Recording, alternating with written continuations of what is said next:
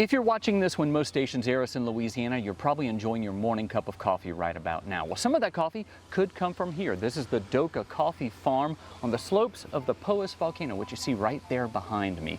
Now here, beans are grown, harvested, and roasted to perfection. These white flowers create boosts of energy. As LSU Ag Leadership Class 17 is learning at Doka Estate Coffee Farm, each flower will produce one coffee fruit. We have to leave them on the plants until they turn red. Tour guide Andrea Rojas explains that most coffee fruit will produce 2 coffee beans, but sometimes the fruit will produce only 1 bean, which is called a pea berry. So what happens is that this single one stole all the sugar from another one that didn't grow. So this single bean has the sugar of 2 beans, and it's very sweet. Oh, wow.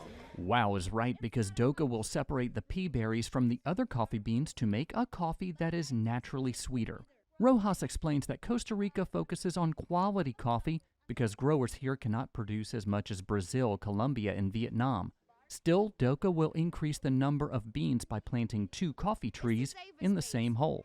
Costa Rica is a very small country, and we are not able to produce quantity. So this is a technique to save space in the ground and produce more in a smaller place. And everyone's picked by hand. Can you imagine? Class member and Louisiana 4-H Regional Coordinator Esther Bowe is a self-described coffee fanatic. My husband and I, we have certain cups that we drink out of, we have certain coffee creamers that we use, and we buy certain coffee varieties. And so we're pretty picky about our coffee. It's on the tour where Bowe and the class learn that Doka is picky about which beans get picked. They said I can go home once I fill up the bucket, but I got a long way to go. And as class member Romeo Stalling learned, Doka is also picky about who does the picking. The majority of the workers who hand-pick the coffee fruit come from Nicaragua. Most of the Costa Rican people are looking for something more stable. And also because, well, to be honest, Costa Rica have a better economy than those countries, or the countries in this same region.